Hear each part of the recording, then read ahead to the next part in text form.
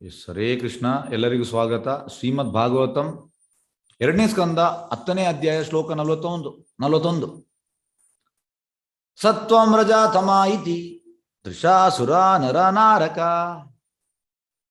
ತತ್ರಾಪಿ ಏಕೈಕಶ ರಾಜನ್ ವಿದ್ಯಂತೆ ಗತಯಾ ತ್ರಿಧಾ ಯದಾ ಏಕೈಕತರ ಅನ್ಯಾಭ್ಯಾಂ ಸ್ವಭಾವ ಉಪಹನ್ಯತೆ.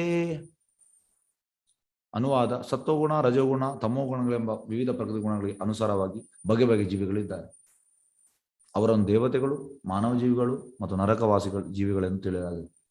ರಾಜನೇ ಒಂದು ವಿಶಿಷ್ಟ ಪ್ರಕೃತಿ ಗುಣವು ಕೂಡ ಇತರ ಎರಡರೊಂದಿಗೆ ಮಿಶ್ರವಾಗಿ 3 ಭಾಗವಾಗಿದೆ ಮತ್ತು ಹೀಗೆ ಪ್ರತಿಯೊಂದು ಬಗೆಯ ಜೀವಿಯು ಇತರ ಗುಣಗಳಿಂದ ಪ್ರಭಾವಿತನಾಗುತ್ತಾನೆ ಮತ್ತು ಅದರ ಸ್ವಭಾವವನ್ನು ಪಡೆಯುತ್ತಾನೆ. ಎಷ್ಟು ಪ್ರಭಾವ ಹೇಳುವಂಥದ್ದು ಪ್ರಭಾವ ಶ್ರೀಮದ್ ಭಾಗವತಂನಲ್ಲಿ ಉಂಟು. ಎಷ್ಟು ಪ್ರಭಾವ ಹೇಳುವಂಥದ್ದು ಪ್ರಭಾವ ಲೆಕ್ಚರಲ್ಲಿ.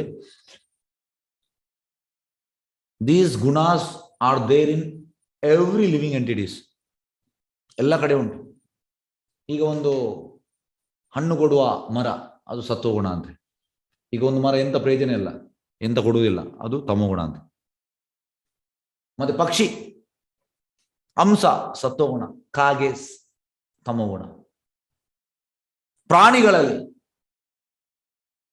ಹಸು ಸತ್ವಗುಣ, ನಾಯಿ, ಮಂಗ ಇದೆಲ್ಲ ತಮೋಗುಣ. ಹಾಗಾಗಿ ನಾವು ಸತ್ವಗುಣ ಕಡೆ ನಮಗೆ ಅಟ್ರಾಕ್ಷನ್ ಆಗ್ಬೇಕು, ತಮೋಗುಣ ಅಲ್ಲ. ನಾವು ಕೂಡ ತಮೋಗುಣ ಆಗ್ಬೇಕು. ಮತ್ತೆ ಈ ಸಿಂಹ ರಜೋಗುಣ. ಹಾಗಾಗಿ ಇದು ಎಲ್ಲ ಕಡೆ ಉಂಟು, ಸತ್ವಗುಣ, ರಜೋಗುಣ, ತಮೋಗುಣ. ಪ್ರಕೃತಿ ಗುಣ ಅನುಸಾರವಾಗಿ ಬಗೆ ಬಗೆ ಜೀವಿಗಳಿದ್ದಾರೆ. ಅವರನ್ನು ದೇವತೆಗಳು, ಮಾನವ ಜೀವಿಗಳು ಮತ್ತು ನರಕವಾಸಿ ಜೀವಿಗಳೆಂಬ ತಿಳಿಯಲಾಗಿದೆ. ಈಗ ಹೇಗಂದ್ರೆ ದಕ್ಷನದು ತಮೋಗುಣದು ಭಕ್ತಿ. ಇವ ಧ್ರುವ ಮಹಾರಾಜ್ ಅಂದು ರಜೋಗುಣದು. ಹಾಗಾಗಿ ಭಕ್ತಿಯಲ್ಲೂ ಕೂಡ ಈ ರೀತಿ ಉಂಟು: ತಾಮಸಿಕ ಭಕ್ತಿ, ರಾಜಸಿಕ ಭಕ್ತಿ, ಸಾತ್ವಿಕ ಭಕ್ತಿ.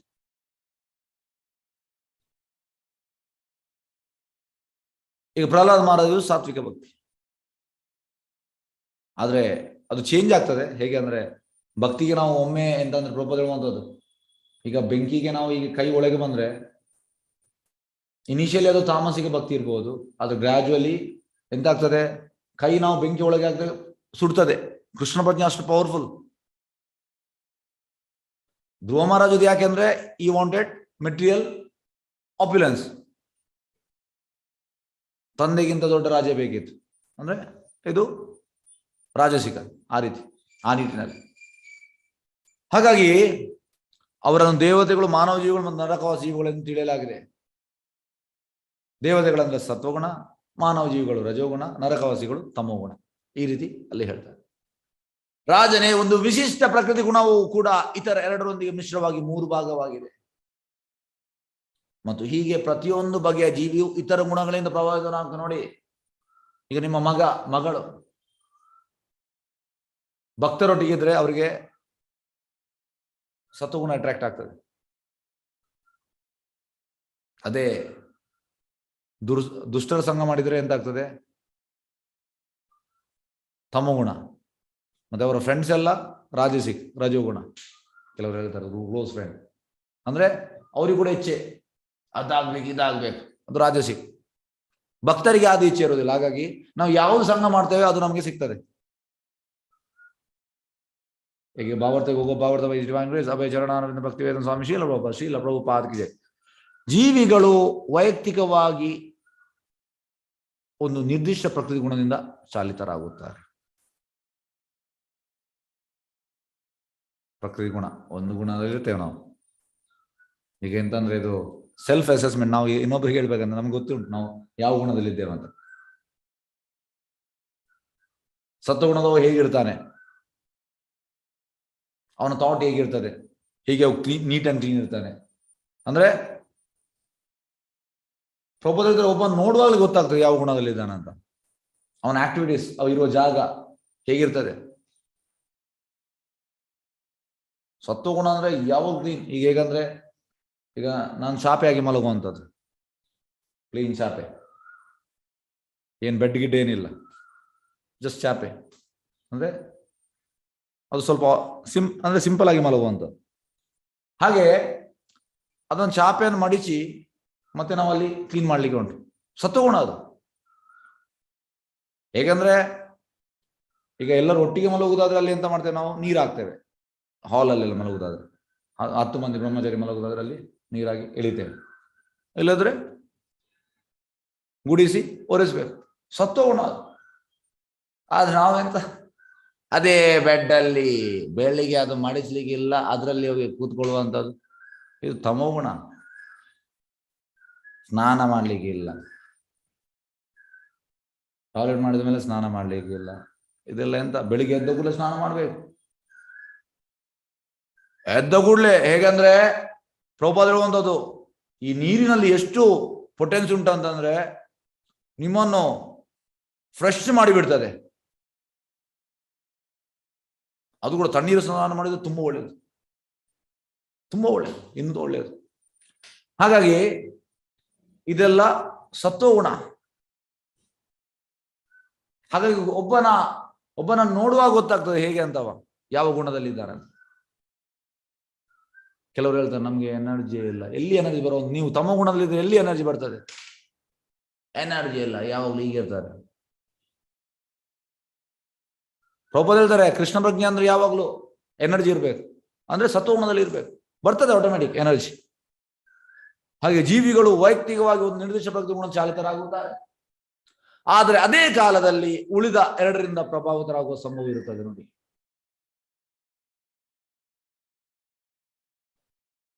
ಅಂದ್ರೆ ಕೆಲವೊಮ್ಮೆ ಸತ್ವಗುಣ ಇಳಿಯುವಂಥದ್ದು, ಕೆಲವೊಮ್ಮೆ ರಜೋಗುಣ ಇಳಿಯುವಂಥದ್ದು, ಕೆಲವೊಮ್ಮೆ ತಮೋಗುಣ ಇಳಿಯುವಂಥದ್ದು, ಈ ರೀತಿ 2ರಿಂದ ಪ್ರಭಾವಿತರಾಗುವ ಸಂಭವ ಇರುತ್ತದೆ. ಸಾಮಾನ್ಯವಾಗಿ ಭೌತಿಕ ಬಂಧನದಲ್ಲಿರುವ ಎಲ್ಲ ಬದ್ಧಾತ್ಮರು ರಜೋಗುಣದಿಂದ ಪ್ರಭಾವಿತರಾಗುತ್ತಾರೆ. ಅಂದ್ರೆ ಇಚ್ಛೆಗಳು ದೊಡ್ಡ ದೊಡ್ಡ ಡಿಸೈರ್, ನನಗೆ ಹಾಗೆ ಆಗ್ಬೇಕು, ನನಗೆ ಹೀಗೆ ಆಗ್ಬೇಕು. ನಾವು ಮಕ್ಕಳನ್ನು ಹುಟ್ಟಿಸ್ತೇವೆ, ಹುಟ್ಟಿಸಿದ ಮೇಲೆ ಮಗುವಿಗೆ ಎಂತ ಡಿಸೈರ್, ನಮ್ಗೆ ಎಂತ ಡಿಸೈರ್ ಇರ್ತದೆ ಸೇಮ್ ಡಿಸೈರ್ ಬರ್ತದೆ. ಈಗ ನೋಡಿ ಹೇಗೆ ಅಂದ್ರೆ ಪ್ರಭುಪಾದ ಹೇಳುವಂಥದ್ದು, ಡಿವೋಟಿ ಅಂದ್ರೆ ಈಗ ಹೇಗಂದ್ರೆ ಟೋಟಲ್ ಕೃಷ್ಣ ಪ್ರಜ್ಞೆಯಲ್ಲಿ ಇರುವವ. ಗಂಡ ಹೆಂಡತಿ ಇಬ್ಬರು ಕೂಡ ಕೃಷ್ಣ ಪ್ರಜ್ಞೆಯಲ್ಲಿ ಇದ್ದಾರೆ, ಮದುವೆ ಆದ್ರೆ ಟೋಟಲ್ ಕೃಷ್ಣ ಕಾನ್ಶಿಯಸ್ನೆಸ್. ಪ್ರಭುಪಾದ ಹೇಳುವಂಥದ್ದು both they should chant 64 rounds ಅಂತ ಪ್ರಭುಪಾದ ಹೇಳುವಂಥದ್ದು. ಮತ್ತೆ they can have child, the child will be total Krishna consciousness. ಅಂದ್ರೆ ಎಂತಾಗ್ತದೆ, ನಿಮ್ಮ ಪ್ರಜ್ಞೆ ಎಂತ ಉಂಟು ಆ ಪ್ರಜ್ಞೆ ಮಗುವಿಗೆ ಬರುವಂಥದ್ದು. ಇಬ್ಬರು ಕೂಡ 64 ಜಪ ಮಾಡಿದ್ರೆ ಟೋಟಲ್ ಕೃಷ್ಣ ಕಾನ್ಶಿಯಸ್ ಇರ್ತದೆ, ಆಗ ಮಗು ಆಗ್ತದೆ, ಅದು ಕೂಡ ಕೃಷ್ಣ ಕಾನ್ಶಿಯಸ್ನೆಸ್. ಈಗ ನಮ್ದ ಮಕ್ಕಳು ನಮ್ಗೆ ಬೇಜಾರಾಗ್ತದೆ, ನನ್ನ ಮಗು ಹಾಗೆ ಹೀಗೆ ಅಂತ. ಯಾಕೆಂದ್ರೆ ನಮ್ಮ ಯಾವ ಪ್ರಜ್ಞೆ ಇತ್ತು ಅದೇ ಪ್ರಜ್ಞೆ ಅವರಿಗೆ ಸಿಗುವಂಥದ್ದು, ನಮ್ಮ ಪ್ರಜ್ಞೆ ಸಿಗುವಂಥದ್ದು ಅವರಿಗೆ. ಹಾಗೆ ಮಕ್ಕಳಿಗೆ ಡಿಸೈರ್ 10 ವರ್ಷದಲ್ಲಿ ಹೀಗೆ ಆಗ್ಬೇಕು, ಅದಾಗ್ಬೇಕು, ಇದಾಗ್ಬೇಕು. ಅದಕ್ಕೆ ಪ್ರಭುಪಾದ ಹೇಳುವಂಥ ಬದ್ಧಾತ್ಮರು ರಜೋಗುಣ. ಇಚ್ಛೆಗಳು ಒಂದು ಹಣದ ಇಚ್ಛೆ, ಮತ್ತೆ ಪೊಸಿಷನ್ ಇಚ್ಛೆ, ಅದಾಗ್ಬೇಕು, ಇದಾಗ್ಬೇಕು.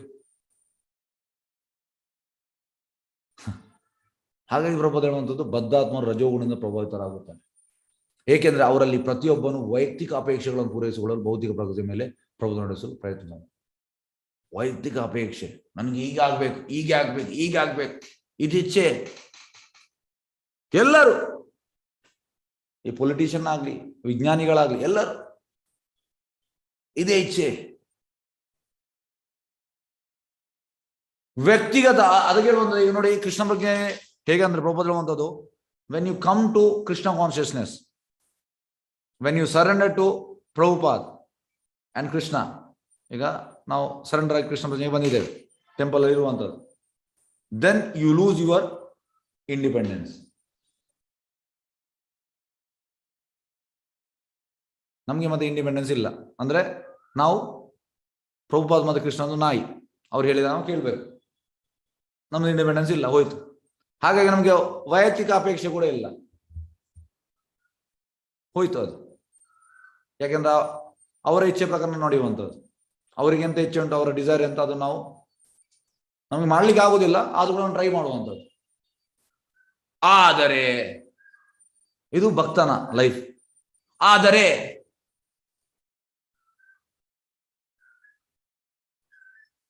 ಬದ್ಧಾತ್ಮರು ವೈಯಕ್ತಿಕ ಅಪೇಕ್ಷೆ ಪೂರೈಸಿಕೊಳ್ಳಲು ಭೌತಿಕ ಪ್ರಗತಿ ಮೇಲೆ ಪ್ರಭುತ್ವ ನಡೆಸಲು ಪ್ರಯತ್ನಿಸುತ್ತಾನೆ. ವ್ಯಕ್ತಿಗತ ರಜೋಗುಣದ ಪ್ರಭಾವವಿದ್ದರೂ ಸಾಂಗತ್ಯದಿಂದ ಅವನು ಇತರ ಪ್ರಕೃತಿ ಗುಣಗಳಿಂದ ಪ್ರಭಾವಿತನಾಗುವ ಸಂಭವ ಸದಾ ಇರುತ್ತದೆ. ನೋಡಿ, ಹಾಗಾಗಿ ಇತರ ಗುಣದಿಂದ ಪ್ರಭಾವ ಇರ್ತದೆ.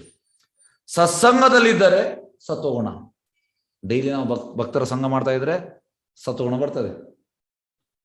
ಈಗ ನಾವು 1 ಗಂಟೆ ಕ್ಲಾಸ್ ಕೇಳುವಂಥದ್ದು, ಇದು 1 ಗಂಟೆ ನಿಮ್ಗೆ ಅಂದ್ರೆ ಈ 1 ಗಂಟೆ ಇಂಪಾರ್ಟೆನ್ಸ್ ನಿಮ್ಗೆ ಗೊತ್ತಿಲ್ಲ. ಪ್ರಭುಪಾದ ಹೇಳ್ತಾರೆ, daily you are spending 1 hour for Bhagavatam. 1 ಗಂಟೆ ನಾವು ಭಾಗವತಂ ಕೊಟ್ರೆ ಭಗವಂತ ನಮ್ಗೆ ಮಿಲಿಯನ್ಸ್ ಆಫ್ ಟೈಮ್ ಕೊಡ್ತಾನೆ, ಮತ್ತೆ ಲಾಸ್ ಇಲ್ಲ. ಪ್ರಭುಪಾದ ಹೇಳುವಂತ, those who are hearing Bhagavatam is not going to die, is going to live for ever. ಹೇಗೆ ಅಂದ್ರೆ ನಾರದ ಮುನಿ, ನೀವು ನೋಡಿರ್ಬೋದು, ಚಿತ್ರಕೇತು ಬರುವಾಗ ಕೈಲಾಸಕ್ಕೆ ನಾರದ ಮುನಿಯಲ್ಲಿ ಭಾಗವತಂ ಕೇಳ್ತಾ ಇದ್ದಾರೆ. ಹಾಗಾಗಿ ಇಲ್ಲಿ ಭಾಗವತಂ ಕೇಳ್ತಾ ಇದ್ರೆ ಸತ್ತ ಮೇಲೆ ಕೂಡ ಇಲ್ಲಿ ಹೋಗ್ತೀರ ಅಲ್ಲಿ ಭಾಗವತಂ. ಹಾಗಾಗಿ ನಾವು ಭಕ್ತರ ಸಂಘದಲ್ಲಿ ಇರಬೇಕು. ಸತ್ಸಂಗದಲ್ಲಿ ಇದ್ದರೆ ಸತ್ವಗುಣವನ್ನು ಬೆಳೆಸಿಕೊಳ್ಳಬಹುದು, ಮತ್ತು ದುಸ್ಸಂಗದಲ್ಲಿ ಇದ್ದರೆ ಅವನ ತಾಮಸ ಗುಣವನ್ನು ಬೆಳೆಸಿಕೊಳ್ಳಬಹುದು. ಈಗ ಎಂತಾಗಿದೆ ಅಂದ್ರೆ, ತಮೋಗುಣ, ಪ್ರಭುಪಾದ ಹೇಳ್ತಾರೆ, Kaliyuga means most of the people are in ತಮೋಗುಣ ಅಂಡ್ ರಜೋಗುಣ. ಮೋರ್ ದನ್ 90% ಜನರು ತಮೋಗುಣ ಮತ್ತು ರಜೋಗುಣದಲ್ಲಿ ಇದ್ದಾರೆ. ಯಾವುದು ಏಕ ಪ್ರಕಾರವಾಗಿರುವುದಿಲ್ಲ. ಸತ್ಸಂಗ ಅಥವಾ ದುಸ್ಸಂಗದಿಂದ ಪ್ರಭಾವವನ್ನು ಬದಲಾಯಿಸಿಕೊಳ್ಳಬಹುದು. ಸತ್ಸಂಗದಿಂದ ನಾವು ಚೇಂಜ್ ಆಗ್ತೇವೆ. ಈಗ ತಮೋಗುಣದಿಂದ ಕೂಡ ಸತ್ಸಂಗ ಮಾಡಿದ್ರೆ ಇಮಿಡಿಯೇಟ್ಲಿ ಎಲಿವೇಟ್ ಆಗ್ತೇವೆ, ನಾವು ಸತ್ವಗುಣಕ್ಕೆ ಬರ್ತೇವೆ. ದುಸ್ಸಂಗ ಮಾಡಿ ಸತ್ವಗುಣ ಇದ್ರೂ ಕೂಡ ದುಸ್ಸಂಗ ಮಾಡಿದ್ರೆ ತಮೋಗುಣಕ್ಕೆ ಬರ್ತಾನೆ. ಎಂತ ಬೇಗ ಚೇಂಜ್ ಆಗ್ತದೆ. ಒಳ್ಳೆಯದು ಹಾಗೂ ಕೆಟ್ಟದರ ನಡುವಣ ಅಂತರವನ್ನು ಕಂಡುಕೊಳ್ಳಲು ಸಾಕಷ್ಟು ಬುದ್ಧಿವಂತನಾಗಿರು. ನೋಡಿ, ನಮಗೆ ಬುದ್ಧಿ ಇರಬೇಕು. ಅಂದ್ರೆ ಯಾವುದು ಸತ್ಸಂಗ ಅಂದ್ರೆ ಎಂತ, ಈ ಕೆಟ್ಟ ಸಂಘ ಅಂದ್ರೆ ಎಂತ. ಎಲ್ಲಿ ಕೃಷ್ಣನ ವಿಷಯ ಬರುವುದಿಲ್ಲ ಅದು ಕೆಟ್ಟ ಸಂಘ. ಕೆಲವರು ಹೇಳ್ತಾರೆ, ಇಲ್ಲ ನನ್ನ ಮಗ ಒಳ್ಳೆ ಸಂಘದಲ್ಲಿದ್ದಾನೆ, ಒಳ್ಳೆ ಫ್ರೆಂಡ್ಸ್ ಎಲ್ಲ ಒಳ್ಳೆ ಫ್ರೆಂಡ್, ಕೃಷ್ಣ ಬಗ್ಗೆ ಉಂಟಾ? ಇಲ್ಲ, ಕೆಟ್ಟ ಸಂಘ. ಕೆಟ್ಟ ಸಂಘ ಸಿಂಪಲ್. ಪ್ರಭುಪಾದ ಹೇಳುವಂಥದ್ದು, ಕೃಷ್ಣ ಬಗ್ಗೆ ಇಲ್ಲದಿರದೆ ಅವ್ರು ಎಷ್ಟೇ ಒಳ್ಳೇದಿರೋದು ಕೂಡ ಅವ ಕೆಟ್ಟವ ಅಂತ ಪ್ರಭುಪಾದ ಹೇಳುವಂಥದ್ದು. ಯಾಕಂದ್ರೆ ಯಾವುದು ಪ್ರಯೋಜನ ಇಲ್ಲ. ಅವರ ಅಂತರನ್ನು ಕಳೆದುಕೊಳ್ಳಲು ಸಾಕಷ್ಟು ಬುದ್ಧಿವಂತ. ಭಗವದ್ ಭಕ್ತರ ಸೇವೆಯು ಅತ್ಯುನ್ನತ ಸಂಘವಾಗಿದೆ. ನೋಡಿ, ಭಗವದ್ ಭಕ್ತರ ಸೇವೆ ಮಾಡಬೇಕು, ಇದು ಅತ್ಯುನ್ನತ ಸಂಘವಾಗಿದೆ. ಮತ್ತು ಆ ಸಂಘದಿಂದ ಭಗವಂತನ ಶುದ್ಧ ಭಕ್ತರ ಅನುಗ್ರಹದಿಂದ ಅತ್ಯುನ್ನತ ಅರ್ಹತೆ ಪಡೆದ ಮನುಷ್ಯನಾಗಬಹುದು. ನೋಡಿ, ಹಾಗಾಗಿ ನಾವು ಭಗವತ್ ಭಕ್ತರ ಸೇವೆ ಅಂದ್ರೆ ಭಗವತ್ ಭಕ್ತರ ಅಂದ್ರೆ ಪ್ರಭುಪಾದ, ನಾವು ಅವರ ಸೇವೆ ಮಾಡುವಂಥದ್ದು. ಈಗ ಅವರದ್ದು ಮೂಮೆಂಟ್, ಈಗ ನಾವು ಇದ್ದೇವೆ, ನಮ್ಮೊಟ್ಟಿಗೆ ಕೈ ಜೋಡಿಸ್ಬೇಕಷ್ಟೆ. ಎಂತಾಗ್ತದೆ ಮತ್ತೆ ಭಗವಂತನ ಶುದ್ಧ ಭಕ್ತರ ಅನುಗ್ರಹದಿಂದ ನಿಮ್ಗೆ ಗೊತ್ತಿರುವುದಿಲ್ಲ ಎಲ್ಲಿಂದ ಮನಸ್ಸಿ ಬರ್ತದೆ ಅಂತ ನಿಮಗೆ ಗೊತ್ತಾಗ್ಲಿಕ್ಕಿಲ್ಲ. ಒಂದು ಫೈನ್ ಡೇ ನಿಮ್ಗೆ ಕೃಪೆ ಸಿಗ್ತದೆ. ಅನುಗ್ರಹದಿಂದ ಅತ್ಯುನ್ನತ ಅರ್ಹತೆ ಪಡೆದ ಮನುಷ್ಯನಾಗಬಹುದು. ನೋಡಿ, ಅರ್ಹತೆ ಪಡೆದ ಮನುಷ್ಯ ಮತ್ತೆ ಮಾಮೂಲಿ ಮನುಷ್ಯ ವ್ಯತ್ಯಾಸ ಉಂಟು. ಅರ್ಹತೆ ಅಂದ್ರೆ ಎಂತ ಅವನಿಗೆ ಗೊತ್ತುಂಟು, ಕೃಷ್ಣ ಅಂದ್ರೆ ಎಂತ, ಕೃಷ್ಣನ ಶುದ್ಧ ಭಕ್ತರೇ ಅಂತ. ಇದಕ್ಕೆ ಸಣ್ಣ ಉದಾಹರಣೆ ಹೇಳ್ತೇನೆ. ಇದು ಹವಾಯಿಯಲ್ಲಿ ಆದ ಘಟನೆ, ಇದಕ್ಕೆ ಸೂಟ್ ಆಗ್ತದೆ, ಅದಕ್ಕೆ ಹೇಳ್ತಾ ಇದ್ದೇನೆ. ಇದು ಪ್ರಭುಪಾದ ಇರುವಾಗ ಒಮ್ಮೆ ಇಬ್ಬರು ಪ್ರಭುಪಾದ ಡಿಸೈಬಲ್ಸ್ ಅವರು ಗಂಡ ಹೆಂಡತಿ ಹೋಗುವಾಗ ಅವರು ತಿಲಕ ಹಾಕಿದ್ದಾರೆ, ಕಂಠಿಮಾಲ ಹಾಕಿದ್ದಾರೆ, ತಿಲಕ ಹಾಕಿದ್ದಾರೆ, ವೈಷ್ಣವ ಡ್ರೆಸ್ ಅಲ್ಲಿ ಇದ್ದಾರೆ. ಆಗೊಂದು 50 ಮಂದಿ ಬಂದು ಅಡ್ಡ ಬಿದ್ರು. ಅವರು ರೆಡ್ ಕಲರ್ ಕುಂಕುಮ ಹೀಗೆ ಹಾಕಿದ್ರು, ಅಂದ್ರೆ ಸ್ಟ್ರೈಟ್ ಆಗಿ. ಇವರಿಗೆ ಶಾಕ್ ಆಯ್ತು, ಯಾರಂತ. ಇವರು ಕೇಳಿದ್ರು, ನೀವು ಯಾರು? ಅಲ್ಲ, ನಮ್ಮ ಗುರು ಹೇಳಿದ್ದಾರೆ ವೈಷ್ಣವರನ್ನು ನೋಡಿದಾಗ ಅಡ್ಡ ಬೀಳ್ಬೇಕಂತ. ಯಾರು ತಿಲಕ ಹಾಕಿದ್ದಾರೆ, ಯಾರು ಕಂಠಿಮಾಲ ಹಾಕಿದ್ದಾರೆ, ಯಾರು ವೈಷ್ಣವ ಡ್ರೆಸ್, ಅವರು ವೈಷ್ಣವರು, ಅವರನ್ನು ನೋಡಿದ್ರೆ ಅಡ್ಡ ಬೀಳ್ಬೇಕಂತ. ಇವ್ರಿಗೆ ಶಾಕ್ ಆಯ್ತು. ಎಸ್, ನಿಮ್ಮ ಗುರು ಹತ್ರ ಹೋಗುವ ಅಂತ ಹೋದ್ರು. ಅವ ಪ್ರಭುಪಾದನ ಭೇಟಿ ಆಗ್ಲಿಲ್ಲ. ಪ್ರಭುಪಾದ ಪುಸ್ತಕದಿಂದ ಪ್ರೀಚ್ ಮಾಡ್ತಾ ಇದ್ದಾನೆ. ಪ್ರಭುಪಾದ ಪುಸ್ತಕ ಉಂಟು, ಆ ಪುಸ್ತಕದಿಂದ ಅವರಿಗೆ ಪ್ರೀಚ್ ಮಾಡ್ತಾ ಇದ್ದಾನೆ. ಅಲ್ಲಿ ಪ್ರಭುಪಾದ ಹೇಳಿದ್ದಾರೆ, whenever you see Vaishnava you should do ದಂಡವತ್.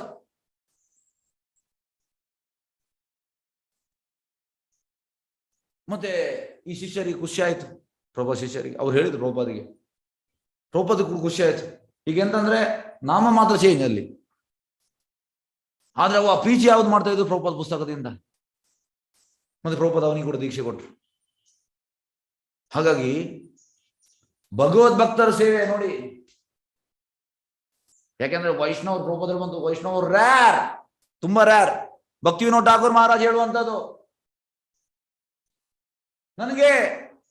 ನಾನು ತುಂಬಾ ಪಾಪಿ. ಆಕ್ಚುಲಿ ಅವ್ರು ಪಾಪಿ ಅಲ್ಲ, ಆದ್ರೆ ಅವ್ರ ನಮ್ರತೆ ತುಂಬಾ ಪಾಪಿ. ನನಗೆ ನೆಕ್ಸ್ಟ್ ಲೈಫ್ ವೈಷ್ಣವ ಫ್ಯಾಮಿಲಿಯಲ್ಲಿ ಒಂದು ಸಣ್ಣ ಒಂದು ಕೀಟ, ಒಂದು ಇನ್ಸೆಕ್ಟ್ ನನಗೆ ಅಲ್ಲಿ ಆಗ್ಬೇಕು. ಅವನ ಮನೆಯಲ್ಲಿ ನಾನು ಎಂತಂದ್ರೆ ಜಸ್ಟ್ ಒಂದು ಇನ್ಸೆಕ್ಟ್ ಆಗ್ತೇನೆ ಅಂತ, ನಾನು ದೊಡ್ಡ ಪಾಪಿ. ವೈಷ್ಣವ ಅನ್ನೋದು ತುಂಬಾ ದೊಡ್ಡ ವಿಷಯ. ಪ್ರಭುಪಾದ ಹೇಳುವಂಥದ್ದು, brahmana is not Vaishnava, but Vaishnava is brahmana. ಅದರ ಅರ್ಥ ಎಂತ? ಹೇಗೆ ಅಂದ್ರೆ, ಈಗ 500 ರೂಪಾಯಿ ನೋಟಲ್ಲಿ 10 ರೂಪಾಯಿ ನೋಟು, 20, 50, 100, 200 ನೋಟು ಬಂತದ್ದು ಆಲ್ರೆಡಿ. ವೈಷ್ಣವ ಅಂದ್ರೆ ಬ್ರಾಹ್ಮಣ ಕೂಡ ಬಂತ ಅದರಲ್ಲಿ. ಆದ್ರೆ ಬ್ರಾಹ್ಮಣ ವೈಷ್ಣವ ಅಲ್ಲ. ಇದಕ್ಕೆ ಇನ್ನೊಂದು ಉದಾಹರಣೆ ಹೇಳ್ತೇನೆ. ಇದು ಅದ್ವೈತ ಆಚಾರ್ಯ ಮಹಾವಿಷ್ಣು ಮತ್ತೆ ಶಿವನ ಕಾಂಬಿನೇಷನ್. ಗಡ್ಡದವರು, ಶ್ರೀಕೃಷ್ಣ ಚೈತನ್ಯ ಅದ್ವೈತ ಅಂತ ಉಂಟದು.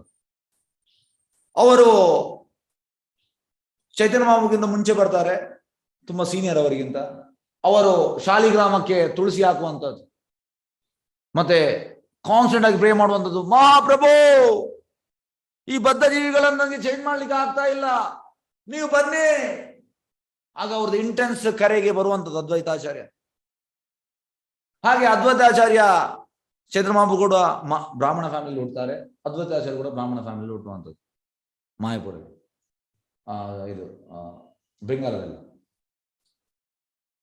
ಹಾಗೆ ಒಮ್ಮೆ ಅದ್ವೈತಾಚಾರ್ಯ ಮನೆಯಲ್ಲಿ ಯಾರು ತೀರಿ ಹೋಗ್ತಾರೆ. ಮತ್ತೆ ವೈಕುಂಠ ಸಮಾರಾಧನೆ ಮಾಡಲಿಕ್ಕೆ ಊಟ ಹಾಕ್ಲಿಕ್ಕೆ. ಇವರು ಬ್ರಾಹ್ಮಣ ಕಮಿಟಿದು ಅಧ್ಯಕ್ಷರು, ಯಾರು? ಅದ್ವೈತಾಚಾರ್ಯ.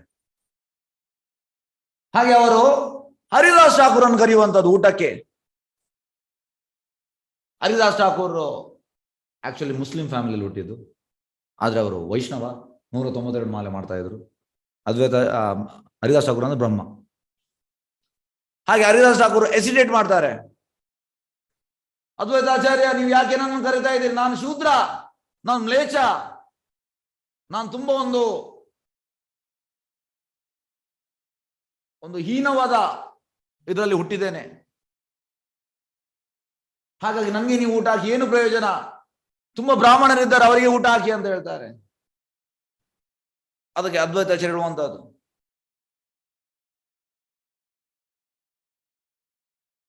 Haridas Thakur, you are the top most Vaishnava, feeding you equal to crores of ಬ್ರಾಹ್ಮಣಸ್. ಅದರ ಅರ್ಥ ಎಂತ? ನೀನು ಶುದ್ಧ ವೈಷ್ಣವ, ಹಾಗಾಗಿ ನಿನ್ಗೆ ಊಟ ಹಾಕುವಂಥದ್ದು ಕೋಟಿಗಟ್ಟಲೆ ಬ್ರಾಹ್ಮಣರಿಗೆ ಊಟ ಹಾಕಿದ ಹಾಗೆ. So Vaishnava is equal to crores of brahmana, ಇದರ ಅರ್ಥ ಅದ್ವೈತ ಆಚಾರ್ಯರ ಮಾತಿನ ಅರ್ಥ. ಹಾಗಾಗಿ ವೈಷ್ಣವರು ಎಂತ ಹೇಳುವಂಥದ್ದು ಭಗವದ್ಭಕ್ತರ ಸೇವೆ. ವೈಷ್ಣವರು ನಾವು ಸೇವೆ ಮಾಡಬೇಕು. ಹಾಗಾಗಿ ಭಗವದ್ಭಕ್ತರ ಸೇವೆಯು ಅತ್ಯುನ್ನತ ಸಂಘವಾಗಿದೆ ಮತ್ತು ಆ ಸಂಘದಿಂದ ಭಗವಂತನ ಶುದ್ಧ ಭಕ್ತರ ಅನುಗ್ರಹ, ಅನುಗ್ರಹ ಸಿಗ್ತದೆ ನಿಮ್ಗೆ. ಇದಕ್ಕೆ ಇನ್ನೊಂದು ಉದಾಹರಣೆ ಹೇಳ್ತಾನೆ. ಪ್ರಭುಪಾದ ಡಿಸೈಪಲ್, ಇದು 2000 ಅಂತ 20 ವರ್ಷದಿಂದ ನಡೆದ ಘಟನೆ. ಒಮ್ಮೆ ಅವರನ್ನು ಇಂಟರ್ವ್ಯೂ ಮಾಡ್ತಾರೆ. ಅವರು ಆಲ್ಮೋಸ್ಟ್ ಆಗ 32 ವರ್ಷದಿಂದ ಕೃಷ್ಣ ಭಜನೆ ಇರ್ತಾರೆ. ಹಾಗಾದ್ರೆ ಅವರನ್ನು ಇಂಟರ್ವ್ಯೂ ಮಾಡುವಂಥದ್ದು, ನಿಮ್ಮ ಸಕ್ಸಸ್ಸಿನ ಹಿಂದೆ ಈ ರಹಸ್ಯ ಅಂತ, what is the secret behind your success ಅಂದ್ರೆ ಕಂಟಿನ್ಯೂಸ್ ನೀವು 32 ವರ್ಷದಿಂದ ಕೃಷ್ಣ ಭಜನೆಯಲ್ಲಿ ಇದ್ದೀರಿ. ಹಾಗಾಗಿ ಇದು ಮಾಮೂಲಿ ಅಲ್ಲ, ಕೃಷ್ಣ ಭಜನೆ ಕಂಟಿನ್ಯೂಸ್ ಇರುವಂಥದ್ದು ಮಾಮೂಲಿ ಅಲ್ಲ. ಕೆಲವರು ಬರ್ತಾರೆ ಹೋಗ್ತಾರೆ. ಅದಕ್ಕೆ ಅವ್ರು ಹೇಳ್ತಾರೆ, ಒಮ್ಮೆ ನಾನು ಹೈಯೆಸ್ಟ್ ಬುಕ್ ಡಿಸ್ಟ್ರಿಬ್ಯೂಷನ್ ಮಾಡಿದ್ದೆ.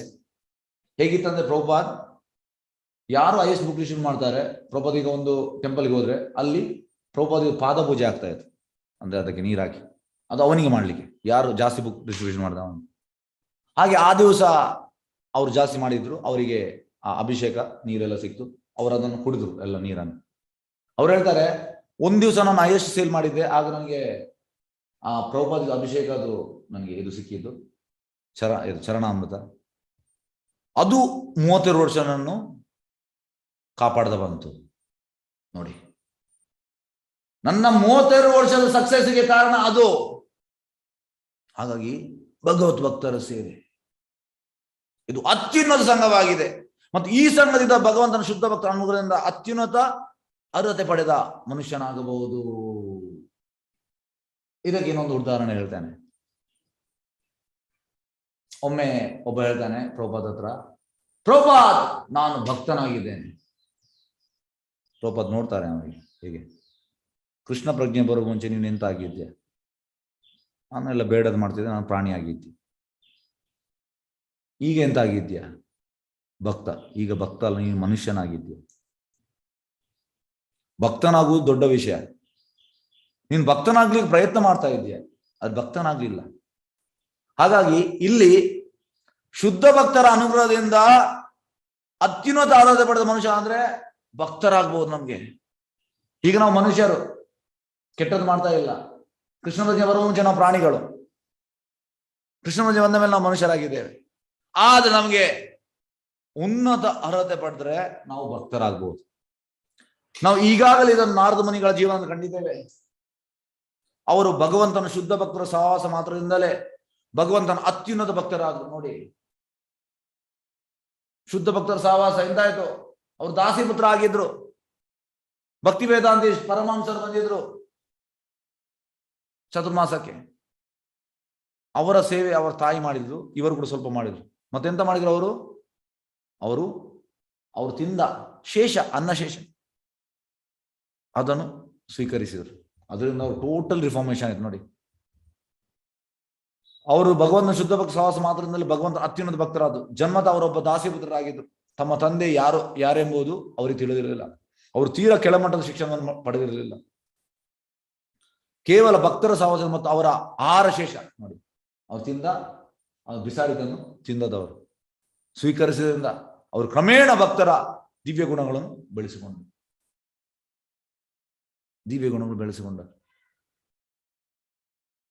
ಅಂತ ಸಹವಾಸದಿಂದ ಭಗವಂತನ ದಿವ್ಯ ಮಹಿಮೆಗಳನ್ನು ಹಾಡುವ ಮತ್ತು ಕೇಳುವ ಅವರ ಅಭಿರುಚಿಯು ಪ್ರಧಾನವಾಯಿತು. ಭಗವಂತನ ಎಂತಾಯ್ತು, ಅವರ ಆಹಾರ ಶೇಷವನ್ನು ತಿಂದ ಮೇಲೆ ಅವರಿಗೆ ಕ್ರಮೇಣ ಭಕ್ತರ ದಿವ್ಯ ಗುಣ. ಅದಕ್ಕೆ ನಾವು ಪ್ರಸಾದ ತಿನ್ಬೇಕು, ದಿವ್ಯ ಗುಣ ಬರ್ತದೆ. ಅಂತ ಸಹವಾಸದಿಂದ ಭಗವಂತನ ದಿವ್ಯ ಆಡುವ ಮತ್ತು ಕೇಳುವ ಅವರ ಅಭಿರುಚಿಯು ಪ್ರಧಾನವಾಯಿತು ನೋಡಿ. ಎಂತ ರುಚಿ ಬರ್ತದೆ ಮತ್ತೆ. ಭಗವಂತನ ದಿವ್ಯ ಮಹಿಮೆಯನ್ನು ಹೇಳುವ ನಮಗೆ ರುಚಿ ಬರ್ತದೆ. ಭಗವಂತನ ಮಹಿಮೆಗಳನ್ನು ಭಗವಂತನಿಂದ ಭಿನ್ನವಾಗಿ ಎಲ್ಲ ಇರುವುದರಿಂದ ಅವರು ಧ್ವನಿ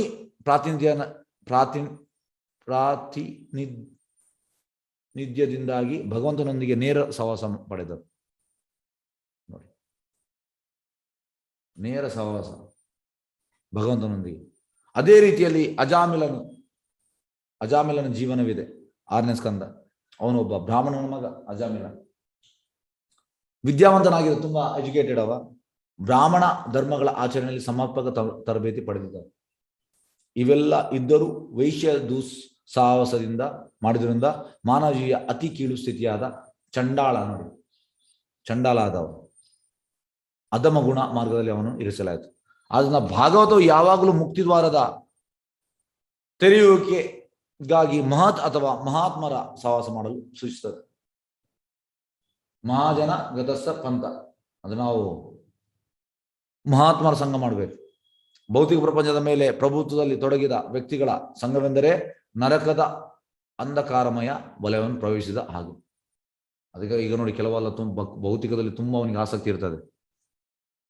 ಅವರ ಸಂಘ ಮಾಡಬಾರ್ದು ನಾವು. ಅಂದ್ರೆ ಅದು ರೋಗ ಹರಡುವಂಥದ್ದು. ರೋಗ ಹರಡ್ತದೆ. ಅವನಿಗೆ ತುಂಬಾ ಇಚ್ಛೆ ಇರ್ತದೆ, ನನ್ಗೆ ಇದಾಗ್ಬೇಕು. ಅದೇ ನಿಮ್ಗೆ ಹರಡ್ತದೆ. ಈಗ ಒಬ್ಬನ ಹತ್ರ ಭಕ್ತಿಯಲ್ಲಿ ತುಂಬಾ ಇಚ್ಛೆ ಇರ್ತದೆ, ಸೇವೆ ಮಾಡುವಂಥದ್ದು, ನಿಮ್ಗೆ ಅದು ಬರ್ತದೆ ಅವನ ಸಂಘ ಮಾಡಿದರೆ. ಹಾಗಾಗಿ ನಾವು ಮೆಟೀರಿಯಲಿಸ್ಟಿಕ್ ಅವ್ರದ್ದು ಸಂಘ ಮಾಡಬಾರ್ದು. ಯಾರಿಗೆ ಭೌತಿಕ ಇಚ್ಛೆಯಲ್ಲಿ ಇದರಲ್ಲಿ ಜಾಸ್ತಿ ಅವ್ರ ಸಂಘ ಮಾಡಬಾರ್ದು. ನಾವು ಆದಷ್ಟು ಕಡಿಮೆ ಮಾಡಬೇಕು. ಮಹಾತ್ಮನ ಸಂಘದಿಂದ ಸ್ವತಃ ಉನ್ನತಿಗೆ ಇರಲು ಪ್ರಯತ್ನಿಸಬೇಕು. ಅದು ಜೀವನದ ಪರಿಪೂರ್ಣತೆಗೆ ಪಥವಾಗಿದೆ. ಈ ಶ್ಲೋಕ 42. ಸ ಏವ ಇದಂ ಜಗದ್ದಾತ ಭಗವಾನ್ ಧರ್ಮ ರೂಪದೃಕ್ ಪುಷ್ಣಾತಿ ಸ್ಥಾಪಯನ್ ವಿಶ್ವಂ ಚೀರ್ಯಕ್ ನರ ಸುರ ಆದಿಭಿ. ಬ್ರಹ್ಮಾಂಡದಲ್ಲಿರುವ ಸಕಲರ ಸಂರಕ್ಷಣಾಗಿ ದೇವತಂ ಪುರುಷನಾದ ಅವನು ಸೃಷ್ಟಿ ಸ್ಥಾಪನೆಯ ನಂತರ ವಿವಿಧ ಅವತಾರಗಳಲ್ಲಿ ಪ್ರಕಟವಾಗುತ್ತಾನೆ. ಹೀಗೆ ಮಾನವರಲ್ಲಿ, ಮನುಷ್ಯರಲ್ಲಿ ಮತ್ತು ದೇವತೆಗಳಲ್ಲಿ ಎಲ್ಲ ಬಗೆಯ ಬದ್ಧಾತ್ಮನು ಉದ್ಧರಿಸ್ತಾನೆ. ಅಂದ್ರೆ ಭಗವಂತ ಔಟ್ ಆಫ್ ಕೃಪೆಯಿಂದ ಅವತಾರ ಆಗುವಂಥದ್ದು. ಹೆಚ್ಚಿನವರು ಹೇಳುವಂಥದ್ದು, ಇದು ಕೃಷ್ಣ ಹಂದಿಯಾಗಿ ಬಂದಿದ್ದಾನೆ, ಆಗ ಹಂದಿ ಇಲ್ಲ ಸರ್. ಹಂದಿ ಕೂಡ ಎಂತ ಹೇಳುವಂಥದ್ದು ದೇವರು. ಇದು ತಪ್ಪು ಕಲ್ಪನೆ. ಈಗ ಹಂದಿಯಾಗಿ ಬರುವಾಗ ಆಗ ಅವ ದೇವರು, ಅದು ಎಲ್ಲ ಹಂದಿ ದೇವರಲ್ಲ.